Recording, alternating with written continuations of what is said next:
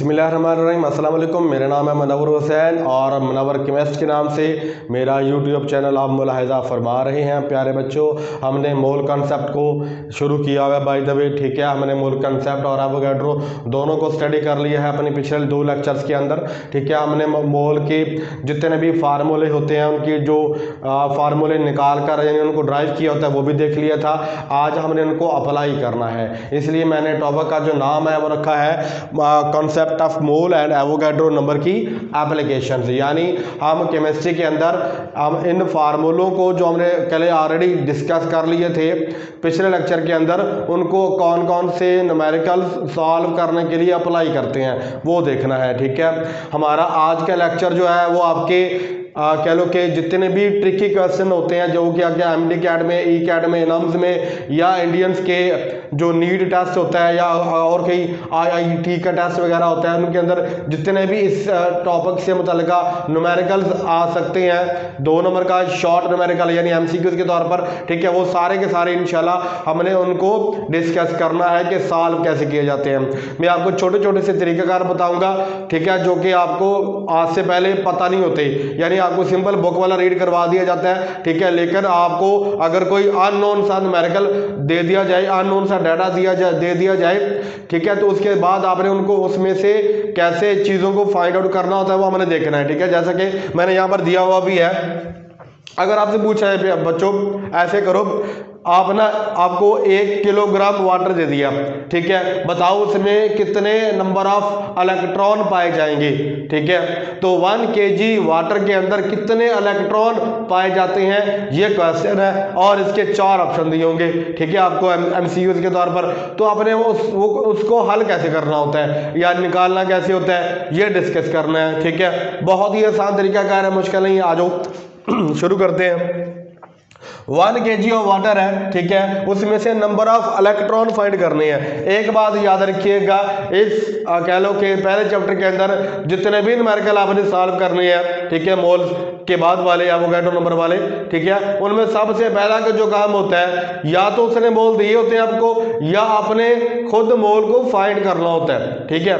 तो मोल का बेटा आपको पता ही है भाई द वे, जो फार्मूला होता है हमने पिछले लेक्चर के अंदर भी स्टडी किया था, नंबर ऑफ मोल्स, ठीक है, जिसको आप स्मॉल एन से रिप्रेजेंट करते हो, आ जाएगा जी मास या बेटा आएगा वेट, ठीक है, मास और वेट। और बेटा किसके अंदर मास लेना आपने, मास और weight of the given substance over आएगा बेटा मोलर और मॉलिक्यूलर मास, ये आ जाता है आपके पास, ठीक है बेटा। यानी आपको जब भी नंबर ऑफ मोल्स फाइंड कर रहे होते हैं तो मास आपके पास होता है जी, ठीक है, यानी एलिमेंट का मास है अगर वो, या एटम का मास है या कंपाउंड का, अब आपको दिया हुआ जी उसका मास दे दिया, आपको डाटा दिया होता है एग्जामिनर ने आपको उसके बाद उसका जो मॉलिक्यूल है से उसका मोलर मास या मॉलिक्यूलर मास या आयनिक कंपाउंड का है तो फार्मूला मास फाइंड करना होता है, ठीक है, वो आपको नीचे रखना होता है, ऊपर दिया होता है, उसको आप जब हल करते हो तो नंबर ऑफ मोल्स आ जाते हैं। यहाँ पे याद रखना पाकिस्तान के अंदर हम जो है आमतौर पर जो यूनिट इस्तेमाल करते हैं वो ग्राम का होता है, ठीक है, यानी मास या वेट का जो यूनिट इस्तेमाल करेंगे वो ग्राम लेते हैं, ठीक है, और यूनिट भी इस्तेमाल होते हैं, ठीक है, इसके लिए। लेकिन जब मोल की बात की जाती है तो मोल के लिए स्पेसिफिकली आप ग्राम की टर्म इस्तेमाल करते हैं, यानी मास इन ग्राम लेंगे या वेट इन ग्राम लेंगे, जो भी आपको सबस्टेंस या कंपाउंड दिया होगा, और उसका फिर मोलर मास नीचे रखेंगे, वो भी ग्राम के अंदर रखेंगे, उसको हल कर लेंगे। अब जरा गौर करो, आपको जो दिया हुआ डाटा है वो 1 kg है, आपको पता है 1 kg जो होगा बेटा सिंपल सी बात है 1000 ग्राम के बराबर होता है, ठीक है, 1000 ग्राम है जी किसका बेटा, वाटर का, आपको दिया हुआ, ठीक है। 1000 ग्राम वाटर है और आपने इसका मोलर मास नीचे रखना है। ये तो दिया हुआ मास है जो कि 1 kg था, आपने इसको ग्राम के अंदर कन्वर्ट कर लिया। अब जरा क्या करें बेटा, यहां पर इसका जो है वैल्यू लिख दें, यानी आपके पास आएगा, मैं यहां पर लिख लेता हूं, n is number of moles, ठीक है, आ जाएगा बेटा 1000, ठीक है, जो कि आपके पास बेटा ग्राम होता है, इसका यूनिट बाय द वे। और नीचे बेटा क्या आएगा, इसका मोलर मास। अब पानी का मोलर मास कितना होता है ये आपको मैंने लास्ट लेक्चर के अंदर भी बताया था, वैसे आपको भी 9th क्लास से पढ़ाया ही जाता है। हाइड्रोजन का एटॉमिक मास होता है 1 या 1.008 कह ले, और ऑक्सीजन का मास होता है एटॉमिक मास, ठीक है, 16। तो हाइड्रोजन के 2 हैं, ठीक है, हाइड्रोजन के 2 हैं, ऑक्सीजन के कितने बेटा 16 है, तो कितने बोलेंगे हम लोग 18, ठीक है, ग्राम पर मोल। ये इसका मॉलिक्यूलर या मोलर मास होता है, ठीक है। अच्छा, मैं इसको यहाँ पर आपको छोटा सा इसका एक सिस्टम बना के दे देता हूँ बाय द वे, जिससे आपको और चीजें क्लियर हो जाएंगी।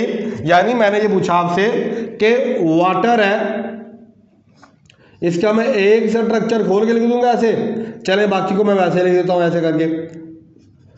यानी एक सिस्टम है, बीकर कह लो, सिस्टम को कंटेनर कह लो, आपकी मर्जी है, ठीक है। इस सिस्टम के अंदर वाटर के मॉलिक्यूल पाए जाते हैं। मैंने ये बोला है कि बेटा ये 1 kg वाटर है, ठीक है, मैंने क्या बोला 1 kg वाटर, ठीक है, सारे का सारा। इस 1 kg वाटर में मुझे ये बताओ कितने इलेक्ट्रॉन पाए जाते हैं, ठीक है। यानी मैंने फाइंड क्या करना बेटा, नंबर ऑफ इलेक्ट्रॉन, ये फाइंड करना है। तो इसके लिए मैंने आपको पहले बता दिया कि सबसे पहले क्या फाइंड करेंगे बेटा, सबसे पहले आप उसके मॉलिक्यूल्स मोल्स मालूम करेंगे, उसके बाद मॉलिक्यूल्स मालूम करोगे, उसके बाद आप आओगे इलेक्ट्रॉनों पर, प्रोटॉनों पर, नंबर ऑफ बॉन्ड्स के ऊपर। चलें वो बाद में करते हैं, पहले इसको देख लें बेटा। जब आप इसको अकेले सॉल्व करोगे तो नंबर ऑफ मोल्स आपके पास, जब इसको डिवाइड करोगे जवाब आएगा बेटा 55.56, ठीक है, मोल आ जाएगा, ठीक है। ग्राम से ग्राम कट जाएगा, ये ऊपर जाकर माइनस का था तो प्लस का बन जाएगा, ठीक है। तो 55.56 मोल्स आ गया है। इन 1000 ग्राम ऑफ वाटर आपके पास जो नंबर ऑफ मोल्स निकल के आए हैं बेटा वो 55.56 मोल्स हैं। यहां तक समझ आ गया? अच्छा, अब आपने तो मालूम करना बेटा इलेक्ट्रॉनों को। अब जरा गौर करो, आपके पास बेटा एक हाइड्रोजन ये वाला, एक हाइड्रोजन ये वाला, और एक आ गया बेटा ऑक्सीजन। यानी एक वाटर के मॉलिक्यूल में 2 हाइड्रोजन, 1 ऑक्सीजन मौजूद है, ठीक है। अब आपको इतना तो पता ही होगा, ठीक है, कि इसमें बेटा अगर हाइड्रोजन है तो उसमें 1 इलेक्ट्रॉन होगा और 1 ही प्रोटॉन भी होता है। इसी तरह इस वाले हाइड्रोजन के अंदर भी 1 इलेक्ट्रॉन और 1 प्रोटॉन होता है, ठीक है। और ऑक्सीजन के पास बेटा जो होते हैं 8 इलेक्ट्रॉन होते हैं, ठीक है। अब जरा जब मैं एक मॉलिक्यूल को स्टडी करूंगा तो मेरे पास क्या आ रहा है, यानी H2O के अंदर मेरे पास 10 इलेक्ट्रॉन आ रहे हैं। एक वाटर का मॉलिक्यूल है, उसके अंदर टोटल नंबर ऑफ इलेक्ट्रॉन कितने हैं बेटा 10। अब जरा मुझे ये मालूम करना है कि मेरे पास टोटल मॉलिक्यूल कितने हैं। जब मैं ये मालूम कर लूंगा कि मेरे पास टोटल मॉलिक्यूल कितने हैं पानी के, तो मैं उसको हर मॉलिक्यूल के अंदर 10 इलेक्ट्रॉन होते हैं ना, तो उसको मैं 10 के साथ मल्टीप्लाई कर दूंगा तो मेरे पास उसका आंसर आ जाएगा। समझ आया? आ जाओ फिर। तो यहां पर आएगा टोटल नंबर ऑफ मॉलिक्यूल्स, ठीक है, ऑफ H2O, ठीक है। Total number of molecule of H2O इन 55.56, ठीक है। तो बेटा हमारे पास क्या आएगा 55.56 ज़रूर क्या आएगा बेटा हमारे पास आएगा एवोगैड्रो नंबर, ठीक है, यानी आपके पास जब भी आपने नंबर ऑफ पार्टिकल्स मालूम करने हो, ठीक है, मॉलिक्यूल्स मालूम करने हो तो बेटा, या एटम्स मालूम करने हो तो बेटा क्या करेंगे, आप जो है वो मोल को मल्टीप्लाई करोगे विद एवोगैड्रो नंबर के साथ। ठीक है, हमेशा ऐसे करना है। ठीक है, जब मोल फाइंड कर लिए आपने, उसके आगे मॉलिक्यूल्स मालूम करने हैं तो क्या कर दिया आपने, एवोगैड्रो से मल्टीप्लाई कर दिया तो नंबर ऑफ मॉलिक्यूल्स निकल के आ गए। ठीक है, अब मैं इसके उधर लिखूंगा यहाँ पर, बाय द वे हमारे पास है 55.56, ये मोल से एवोगैड्रो नंबर था। ठीक है, ज़रब 10 की पावर 23 होता है। ज़रब मैं क्या करूंगा, 10 इलेक्ट्रॉनों से ज़रब दे दूंगा इसको। क्या मेरी बात समझ आई? मैं बजाय इसको हल यहाँ पर भी कर लो, इसको इसके साथ मल्टीप्लाई कर लो, जो जवाब आएगा उसको 10 के साथ मल्टीप्लाई कर दो, आपके पास आंसर आ जाएगा। ठीक है, या ऐसा करो कि इन तीनों को एक ही मर्तबा ज़रब दे दो, फिर भी जवाब आ जाएगा आपके पास। ठीक है बेटा, उम्मीद है आपको मेरी बातें समझ आ रही होंगी। अगर आप अटेंटिव होकर बैठे हुए तो आपके पास बेटा नंबर ऑफ मोल, उसके बाद बेटा एवोगैड्रो से मल्टीप्लाई किया तो बेटा नंबर ऑफ मॉलिक्यूल्स आ गए। टोटल नंबर ऑफ मॉलिक्यूल्स में आपने क्या करना है, एक मॉलिक्यूल के अंदर 10 इलेक्ट्रॉन होते हैं तो उसको 10 से मल्टीप्लाई कर दिया, तो इसके बाद बेटा आपके पास टोटल नंबर ऑफ मॉलिक्यूल्स के अंदर कितने इलेक्ट्रॉन पाए जाते हैं वो निकल के इसका जवाब आ जाएगा। ठीक है, ये ज़रब है, मैं आपको अभी इसका आंसर जो है वो निकाल के बता देता हूं बेटा जी।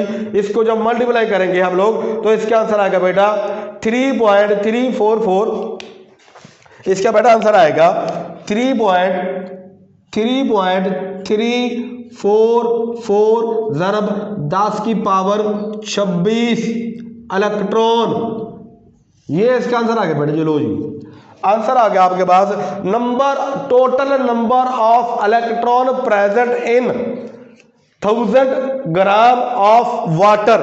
ठीक है, यानी 1000 ग्राम या 1 किलोग्राम पानी के अंदर कितने इलेक्ट्रॉन पाए जाते हैं, ये मालूम करना था आपने।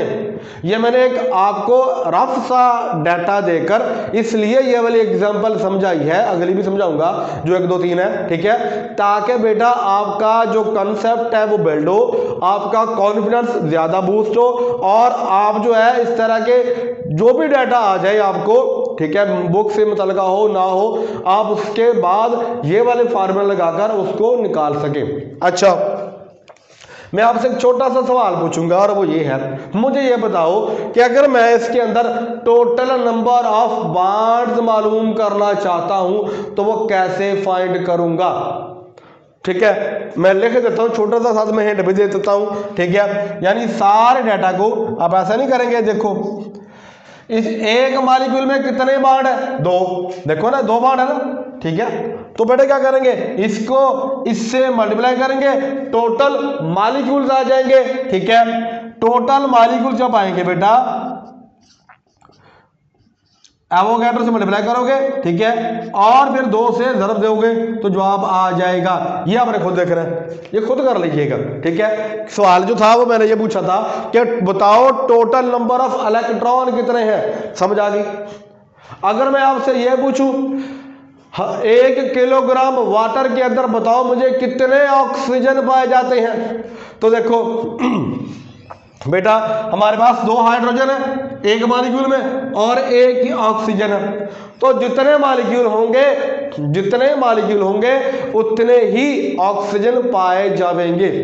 ठीक है, समझ आ गया आपको। अब मैं आपको एक और छोटी सी मिसाल के साथ दूसरा एक छोटा सा न्यूमेरिकल जो है वो समझा देता हूं। डाटा मैं आपको लिख देता हूं बाय द वे अभी। ठीक है, हमारे पास है बेटा जी 5.5 ग्राम ऑफ ग्लूकोज, इसके अंदर अपने टोटल एटम्स मालूम करने हैं, यानी 5.5 ग्राम हमारे पास है बेटा जी क्या, 5.5 ग्राम ऑफ ग्लूकोज। ठीक है, अब आपको इसका फार्मूला तो मालूम ही होगा। ठीक है, ग्लूकोज का फार्मूला बेटा होता है C6H12O6। ठीक है, आपने क्या फाइंड करना है बेटा, इसके अंदर बेटा आपने फाइंड करना है, मालूम करना है, और वो ये है टोटल नंबर ऑफ एटम्स। ठीक है, कितने एटम्स पाए जाते हैं जब आपके पास 5.5 ग्राम ऑफ ग्लूकोज पाया जाता है, तो कितने एटम्स उसके अंदर पाए जाते हैं ये मालूम करें। ठीक है, अगेन यही सारी सर्जरी भी करेंगे हम लोग। ठीक है, बहुत आसान है, डाटा ग्राम में दिया हुआ है। ठीक है, तो बेटा क्या करेंगे हम लोग फार्मूला लगाएंगे नंबर ऑफ मोल्स वाला। मोल्स निकालने का बेटा फार्मूला मास, और बेटा क्या आएगा मोलर मास। ठीक है, मास हमारा बेटा क्या आएगा मोलर मास।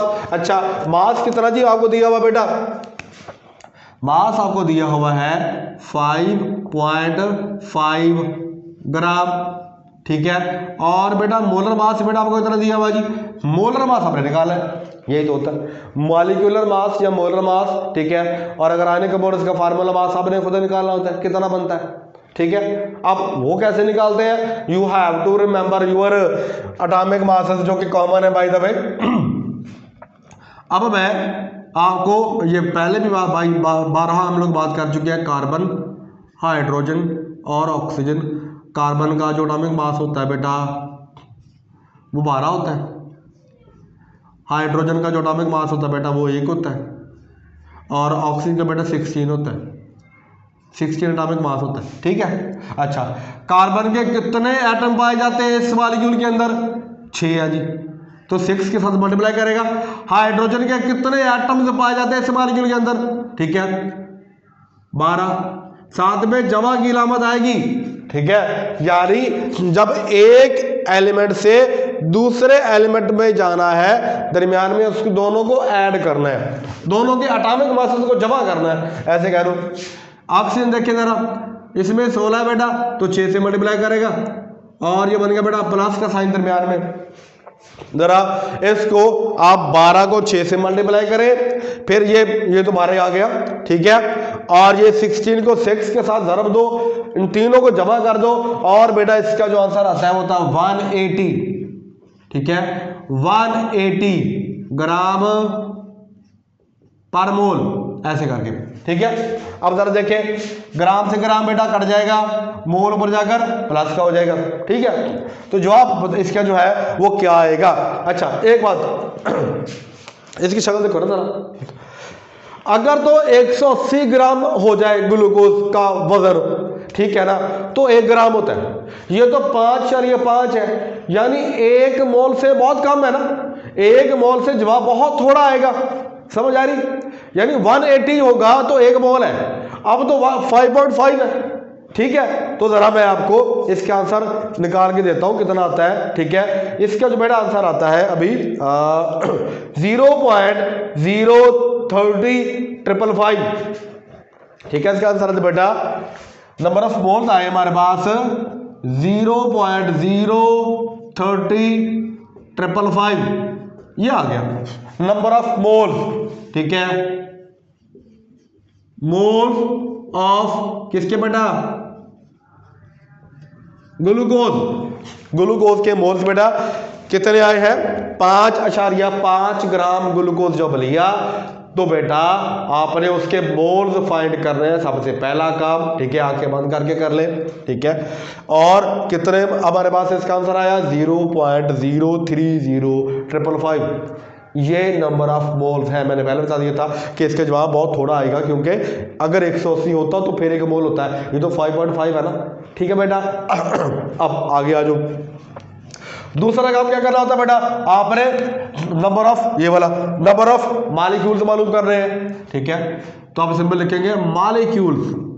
ठीक है, मॉलिक्यूल्स फाइंड करने हैं आपने, और मॉलिक्यूल्स फाइंड करने के लिए आपको क्या करना होता है प्यारे बच्चों, आपको ये करना होता है, आपको जो मोल होते हैं बाय द वे, ठीक है, जो मोल होते हैं हमारे पास, यानी n को एवोगैड्रो से ज़रूर देना होता है, नंबर ऑफ मोल्स को एवोगैड्रो पार्टिकल के साथ जो नंबर है बाय द वे उससे मल्टीप्लाई करना होता है। कितना था बेटा, देखो तो ज़रा, हमारे पास है इसका 0.3055 ज़रब 6.02 क्रॉस 10⁻23 पार्टिकल्स।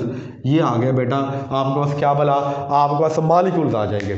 जब आप नंबर ऑफ मोल्स को एवोगैड्रो के साथ मल्टीप्लाई करोगे तो बेटा आपके पास क्या आ जाएगा, total number of molecules of glucose present in that given compound कितने आते हैं जी हमारे पास। ठीक है, अच्छा जी कितने आ रहे हैं, देखें जरा कितने आ रहे हैं बेटा, हमारे पास आ रहे हैं 1.83944 1.83944 इसका बेटा आता है 1.83944 ज़रब 10 की पावर 22 आता है। ठीक है, एक्चुअली इसका आंसर जो आया था वो आता है 0.083 आता है, सॉरी 0.0183 इस तरह करके आता है। ठीक है, तो हमारे पास जब मैं अच्छा इधर इधर लेकर गया तो मेरे पास कम हो गया ना। ठीक है, इसका जो आंसर आता था वैसे वो ये था 0.0183944 ज़रब 10 की पावर 23 ये जवाब आता है। अब मैंने किया क्या, मैंने इशारे एक तरफ यानी राइट साइड को लेकर गया तो मैंने इसको यानी 23 को 22 कर दिया। ठीक है, तो मेरे पास आंसर क्या आया 1.83944। अच्छा ये मॉलिक्यूल्स आ गए। ठीक है, ये मेरे पास क्या गया मॉलिक्यूल। अब जरा गौर करो यहां पर, अगर आप गौर करें ग्लूकोज का, ठीक है यहां पर मैं ग्लूकोज का स्ट्रक्चर आपको लिख देता हूं बाय द वे C6H12O6। इस तरह ग्लूकोज के बहुत सारे मॉलिक्यूल पाए जाएंगे। ठीक है, अब मैं पूरा फार्मूला नहीं लिखूंगा जो कि इस तरह लिखा होता है, पॉलीहाइड्रोक्सी एल्डिहाइड या कीटोन होते हैं ये लोग। ठीक है, अगर आपको पता हो तो फ्रक्टोज और ग्लूकोज का फार्मूला ये बन गया। जरा गौर करो, कार्बन के 6, हाइड्रोजन के 12 और ऑक्सीजन के भी 6 एटम है। ठीक है, यानी एक मॉलिक्यूल में 6 कार्बन के एटम आ जाते हैं, 6 ही पाए जाते हैं बेटा ऑक्सीजन के एटम और 12 एटम पाए जाते हैं बेटा आपके पास हाइड्रोजन के। टोटल कितने पाए जाते हैं बेटा, टोटल पाए जाते हैं 24 एटम्स इन वन मॉलिक्यूल। ठीक है, अब जरा क्या करें, इतने मॉलिक्यूल हैं और एक मॉलिक्यूल में इतने एटम आ जाते हैं। ठीक है, तो बेटा जब आपने एटम्स फाइंड करने हैं तो बेटा क्या करोगे, टोटल नंबर ऑफ मॉलिक्यूल ये वाले 1.83944 ज़रब 10 की पावर 22 को ज़रब दे देंगे total number of atoms present in one molecule जो 24 थे, तो बेटा आपके पास इसका आंसर आ जाएगा। ठीक है, 24 एटम है एक मॉलिक्यूल के अंदर, ये सारे मिला के इतने मॉलिक्यूल है, इनको ज़रब दे दो बेटा आंसर आ जाएगा। अच्छा इसको ज़रब दे जरा, तो हमारे पास इसका जो आंसर बेटा आता है वो होता है जी 4.414 ज़रब 10 की पावर 23 आता है, 24 2 होता है 23। ठीक है बेटा, ये हमारे पास आंसर आ गया है टोटल नंबर ऑफ एटम्स किसके बेटा, टोटल नंबर ऑफ एटम्स किसके आए, ग्लूकोज के। ठीक है, 4.414 ज़रब 10 की पावर कितना बना 23। ये टोटल नंबर ऑफ एटम्स है जो कि 5.5 ग्राम ग्लूकोज के अंदर पाए जाते हैं। क्या बेटा यहाँ तक समझ आया। देखो क्या कर रहा हूँ मैं, बहुत सिंपल है, मैं पहले मोल्स निकाल रहा हूँ, फिर मॉलिक्यूल्स निकाल रहा हूँ यानी पार्टिकल, उसके बाद आप इलेक्ट्रॉन निकालो, एटम्स निकालो, बॉन्ड्स निकालो। ठीक है, आयन्स भी निकाल सकते हैं। ठीक है, अगला हमारा जो क्वेश्चन है वो आयन से मुतल्लिका ही है, चलो वो भी निकाल लेते हैं। ठीक है, देखते हैं डाटा इसका कौन सा जी लिखा हुआ मैंने। अच्छा जी, फिर 0.55 ग्राम है डाटा। क्या कहता है जी हमारे पास, इसको यहाँ से बंद कर दें ये वाला हमारा। ठीक है, 0.55 ग्राम। ठीक है, किसका दिया हुआ है, सोडियम कार्बोनेट ऑफ Na2CO3।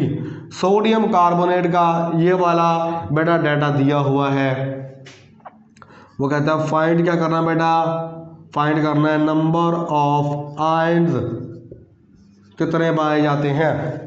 ठीक है, यानी आपको सोडियम कार्बोनेट का 0.55 ग्राम जो है वो दे दिया और आपसे पूछा ये क्या है, वो बताओ इसके अंदर टोटल कितने ग्राम जो है वो टोटल कितने आयन पाए जाते हैं। ठीक है, तो बेटा हमारे पास फार्मूला वही लगेगा, सबसे पहले अपने क्या करना, फाइंड मोल्स फाइंड कर रहे हैं। ठीक है, तो यहाँ पर लिखूंगा मैं n नंबर ऑफ मोल्स। अब मैं फार्मूले की जगह पर इसका डाटा डायरेक्ट पुट कर दूंगा, विच है 0.55 ग्राम इसके हमारे पास क्या लो कि दिया हुआ है, गिवन डाटा है। अब आपने इसका निकाला है, ठीक है, मास।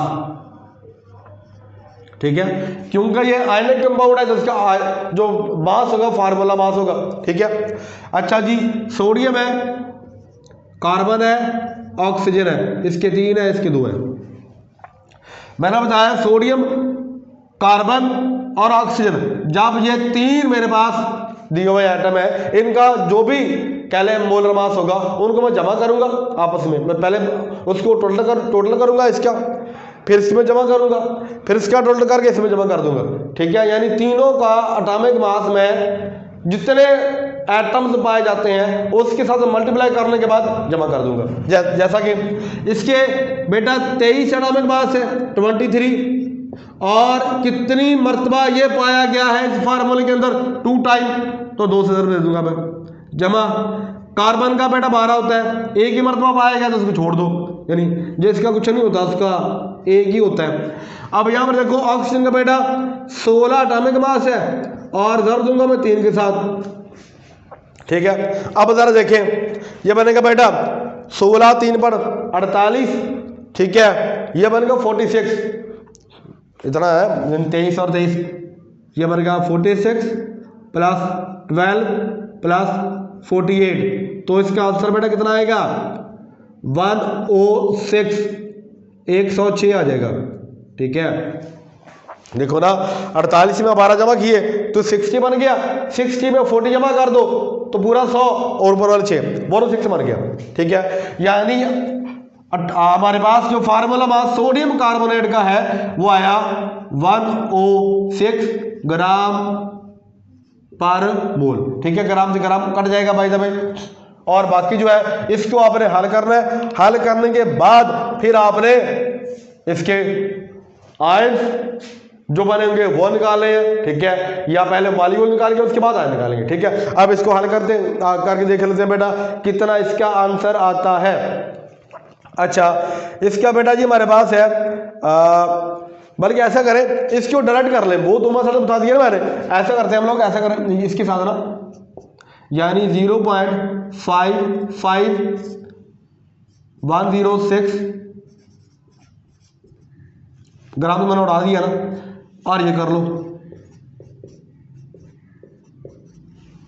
ठीक है, यानी आप भाई करनी तो जरा भी है ना, बाद में इसको हल करने के बाद जो आंसर आएगा इसके साथ मल्टीप्लाई कर दो, या ऐसे कर लो इकट्ठा, यानी इसको इस पर डिवाइड करो और साथ में मल्टीप्लाई कर दो, तो भी आपके पास जो नंबर ऑफ मॉलिक्यूल्स या पार्टिकल्स होते हैं, इस केस में मॉलिक्यूल तो नहीं होंगे, मॉलिक्यूल ये वाला हमारे पास आयनिक कंपाउंड है भाई साहब। ठीक है, तो ये वाला बेटा क्या आएगा फार्मूला, जितने उसके पॉजिटिव या नेगेटिव आयन आएंगे वो बाद में फाइंड करेंगे, लेकिन इसको इसके साथ मल्टीप्लाई करोगे तो आपके पास पार्टिकल्स आ जाएंगे।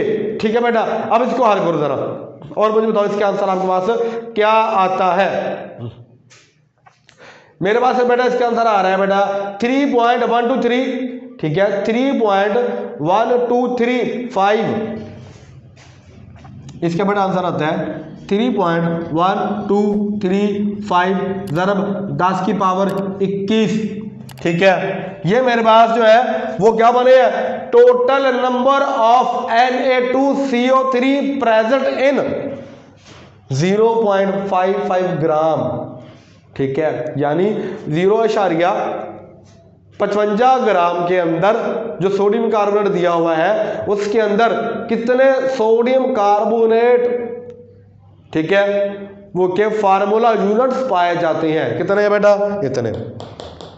ठीक है, Na2CO3 के फार्मूला यूनिट्स 3.1235 क्रॉस 10⁻21 इतने पाए जाते हैं।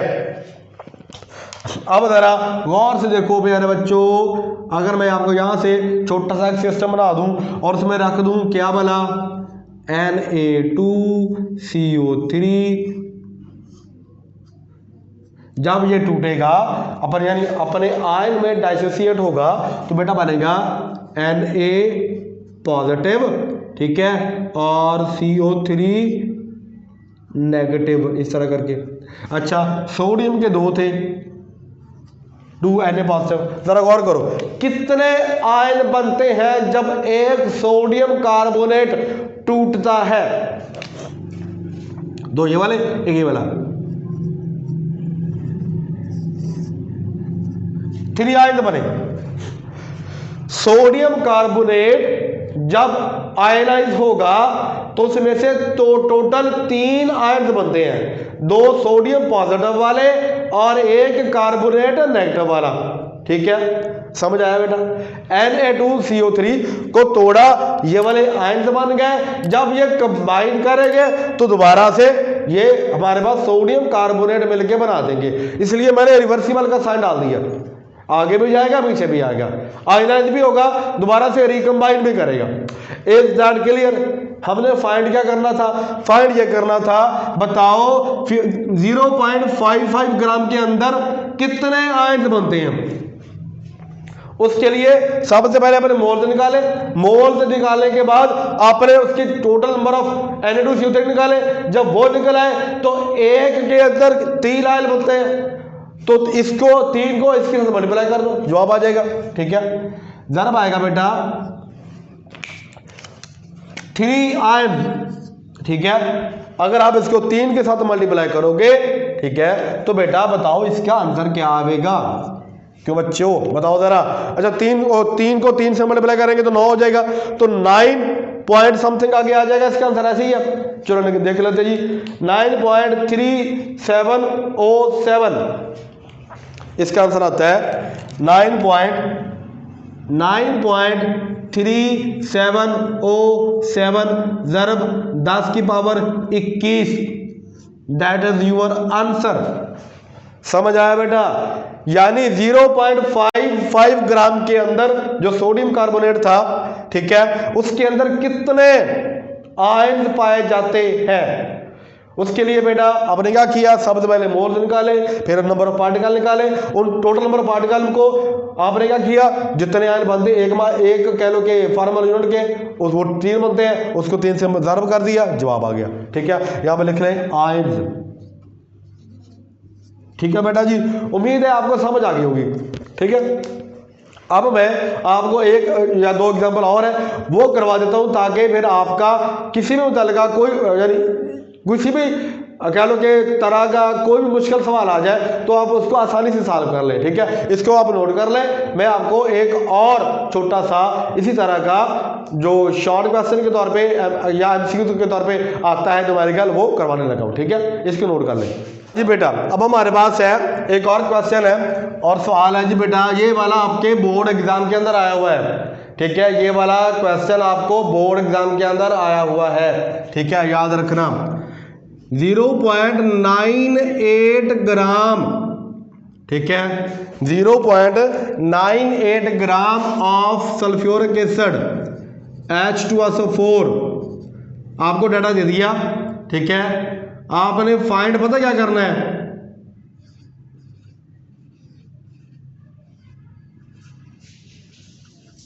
ऑक्सीजन एटम्स कितने पाए जाते हैं इसके अंदर मालूम करें जी, ठीक है बेटा। आपने मालूम करना है कि इसके अंदर कितने ऑक्सीजन के एटम हैं जो कि पाए जाते हैं। समझ आया बेटा? इसके अंदर कितने ऑक्सीजन के एटम है जो कि पाए जाते हैं, वो अपने फाइंड करने हैं। चलो फिर देख लो क्या करना है। आपने सबसे पहले इसके मोल्स निकाले हैं, उसके बाद इसके नंबर ऑफ पार्टिकल्स निकाले हैं टोटल। फिर आपने देखना एक पार्टिकल के अंदर कितने ऑक्सीजन है, उसको टोटल के साथ मल्टीप्लाई कर देना, जवाब आ जाएगा। चलो कर लो फिर। तो आप करेंगे बेटा क्या बोला, नंबर ऑफ मोल्स निकालोगे, ठीक है, जिसका formula mass one molar mass होता है, ठीक है। आपने हर मरतबा ही लिखना है, मैंने आपको 2-3 मरतबा लिख दिया, मैं वो बार बार रिपीट में नहीं लिख रहा, थ्योरेटिकली उसका डाटा एंटर कर रहा हूँ, लेकिन क्योंकि आपने तो एक ही सवाल हल करना होता है ना बोर्ड के अंदर, तो उसमें आपने पूरी ABCD लिखनी होती है, ठीक है, ताकि आपके नंबर कट जाने का जो खतरा होता है वो बिल्कुल ही जीरो हो जाए। यहाँ पर बेटा नंबर ऑफ मोल्स निकालने के लिए इसका दिया हुआ डाटा कितना है, 0.98 ग्राम, ठीक है। अब आपको इसका मोलर मास तो फाइंड करना ही होता है, ठीक है। जितने भी कॉमन इस चैप्टर के अंदर एटम्स इस्तेमाल होते हैं, एलिमेंट सॉरी, ठीक है, उनके आगे एटम होते हैं, उनका जो एटॉमिक मास होता है वो आपको याद करना होता है, ठीक है। सिंपल है, वैसे चंद एक ज्यादा नहीं है। H2SO4 हाइड्रोजन का 1 होता है, या प्रीसाइजली बोलो तो 1.008 होता है, ठीक है। अब एक हाइड्रोजन का 1 है तो यहां पर 2 आ जाएगा, 2 एटम भी तो मौजूद है ना। सल्फर का 32 होता है एटॉमिक मास, ऑक्सीजन का बेटा होता है 16, 4 से कर देंगे ज़रब, ठीक है, तो 64, ये बना 64, ठीक है। इसमें जमा कर दो 32 को, इसको चलो राउंड ऑफ करके ऊपर वाला इशारे खत्म करें, 2 ही लिख लो, ठीक है। 64 में 32 जमा करके ये 2 जमा कर दो, आंसर आएगा इसका क्या बोला, 98, ठीक है। तो बेटा आएगा 98 ग्राम पर मोल, ठीक है। हर मोल के लिए इतने ग्राम जो है वो रखता है सल्फ्यूरिक एसिड अपना वजन, ठीक है बेटा। अब आपको पता है ग्राम से ग्राम उड़ जाएगा, मोल ऊपर जाकर जमा बन जाएगा। इस बार क्लियर, मेरी बात समझ आ रही है। अब आपको पता है ये वाला क्या है, गौर करो, ये 98 है, ये 0.98 है, ये 98 है, ये 0.98 है। क्या बेटा इसका आंसर आएगा, मुझे बता सकते हैं या नहीं, ठीक है। तो बेटा इसका आंसर आएगा 0.01 मोल, ठीक है। ये आ गया जी, यहां से लिख लो 0.01 मोल्स ऑफ H2SO4, इतना बने मोल फाइंड कर लिया आपने। अब क्या करो बेटा, अब इसके आपने मालूम करने हैं जी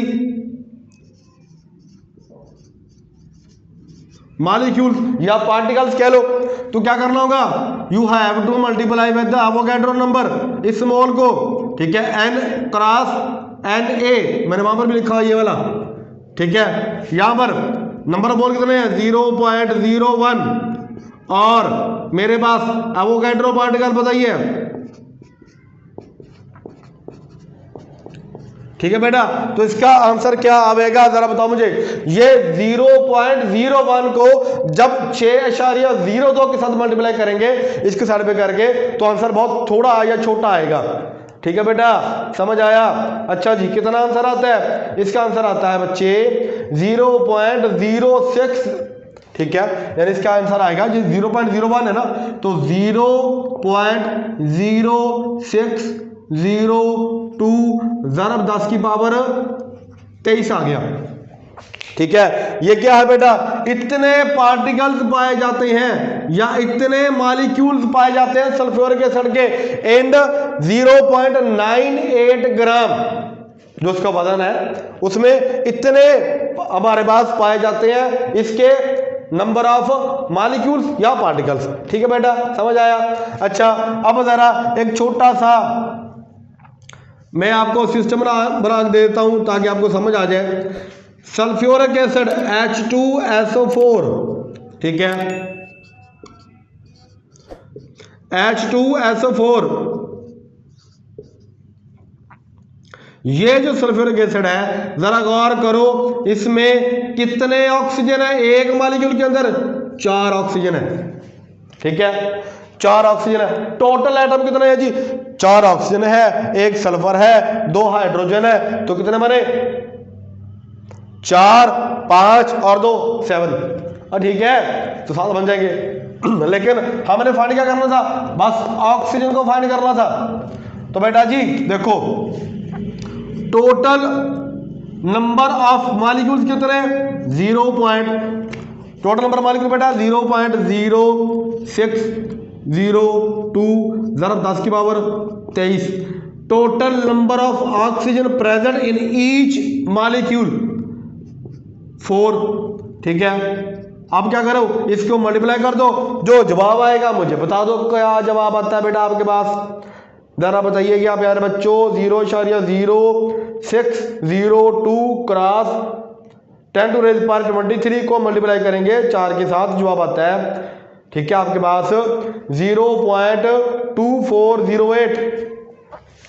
0.2408 ज़रब 10 की पावर 23, या आप इसको अशारिया उधर ले जाओ, दाएं तरफ आप एक दर्जा अशारिया कर लेंगे तो जवाब आएगा 2.408 ज़रब 10 की पावर 22। बेटा ये आपका आंसर है। ठीक है, और ये क्या है, एटम्स किसके बेटा, ऑक्सीजन के। ठीक है, ऑक्सीजन के इतने एटम्स आपके पास पाए जाते हैं। 2.408 ज़रब 10 की पावर 22 इतने एटम्स पाए जाते हैं। क्या समझ आया बेटा? देखो मैंने क्या किया, मैंने अच्छा वो मैं ये सवाल इसलिए सारे लिख रहा हूं, ठीक है, बार बार इस तरह के, ताकि क्या आपको समझ आ जाए कि बेटा आपने करना क्या होता है। देखो अगर मैं आपसे ये पूछ लूं बताओ इसके अंदर सल्फर के कितने एटम है, तो देखो एक में मॉलिक्यूल में एक ही सल्फर है तो उसका आंसर ये आएगा, सेम एक से जरूर खाएगा ना, तो वही आ गया। ठीक है, अब बताओ अगर मैं ये पूछ लेता बताओ मुझे कितने हाइड्रोजन के एटम है, तो एक मॉलिक्यूल में 2 एटम है, तो मैंने टोटल मॉलिक्यूल के साथ 2 के मल्टीप्लाई कर देना तो हाइड्रोजन आ जाएगा। समझ आया? इस तरह नंबर ऑफ इलेक्ट्रॉन भी फाइंड कर सकते हैं, नंबर ऑफ कह लो प्रोटॉन भी फाइंड कर सकते हैं, इसी तरह नंबर ऑफ बॉन्ड्स भी फाइंड कर सकते हैं। ठीक है, ये है खूबसूरती आपके पास किसकी वाला, एवोगैड्रो नंबर की। ठीक है, ये है असल में जो मजा है एवोगैड्रो नंबर को जानने का, पढ़ने का, समझने का और समझाने का। समझ आया? क्लियर बेटा जी? ठीक है, अब मैं आपको एक छोटा सा सवाल आपको वैसे पूछ लेता हूं। ठीक है, बहुत आसान है वैसे, आपको इसका आंसर आप जुबानी दे देना चाहिए। ठीक है, और वो ये है जी, सवाल आपके पास, इसको यहां से चलो ये वाला यहां पर खत्म हो गया न्यूमेरिकल, छोटा सा ही है, 36 ग्राम। ठीक है, 36 ग्राम ऑफ वाटर। ठीक है, इसमें नंबर ऑफ मोल्स फाइंड करो कितने हैं। ठीक है, यानी नंबर मोल कितने हैं जी। ठीक है, 36 ग्राम पानी है, बताओ इसके अंदर कितने मोल पाए जाते हैं। बहुत ही आसान है, ये जुबानी सवाल है, हल करने वाला है नहीं। देखो ना, वाटर का मैंने यहाँ पे मेरे ख्याल में रेज कर में लिखा था, वाटर का जो मोलर मास होता है कितना बताया बेटा मैंने आपको, 18। एक पानी का मोल कितने ग्राम रखता है, 18 ग्राम। इधर कितने ग्राम दिए देखो भला प्यारे बच्चों, इधर कितने ग्राम दिए हुए हैं, 36 ग्राम। 18 को डबल कर दो तो बेटा 36 ग्राम आ गया, है ना, ऐसा ही है। तो अब बताओ मुझे कितने मोल होगा इसके, हम कह नहीं सकते इसके 2 मोल है, सिंपल। ठीक है, 36 ग्राम पानी में पानी के 2 मोल होते हैं। ठीक है, अगर मैं ये पूछ लूं बताओ, यानी मैं दूसरा सवाल पूछ लूं, एक ये वाला सवाल था, दूसरा ये सवाल है, टोटल आपके पास बेटा नंबर ऑफ मॉलिक्यूल्स कितने हैं। ठीक है बेटा, बताओ टोटल नंबर ऑफ मॉलिक्यूल कितने हैं 36 ग्राम पानी के अंदर। अब देखो एक मोल के अंदर कितने पार्टिकल होते हैं, एक एवोगैड्रो नंबर, ऐसा ही है ना, एक एवोगैड्रो नंबर बराबर होता है 1 मोल के, तो ये तो 2 मोल है, तो बेटा जस्ट डबल आ जाएगा। यानी अब लिख सकते हैं यहां पर, यानी 1 1 मोल, ठीक है, बराबर किसके आ गया, एवोगैड्रो नंबर के, तो 2 मोल, ठीक है, ये 2 एवोगैड्रो नंबर के बराबर आ जाएगा, ठीक है। और आपको पता ही है एक एवोगैड्रो पार्टिकल कितना था, इतना, ठीक है सर, 10 की पावर 23, 2 के साथ ضرब दे दो उसको, ठीक है। तो बताओ जरा कितना बनेगा, क्यों बच्चों, ये 6 तो 12, ये 4 आ जाएगा, तो 12.04, क्या जवाब इसके यही आएगा। देखो तो भला, ये वाला है, इसकी मल्टीप्लाई करो तो हमारे पास आएगा बेटा 12.04 ज़रब 10 की power 23 total number of molecules जो मैंने बोले हैं 36 ग्राम पानी के अंदर आ गया। देखो आसान है ना, ठीक है।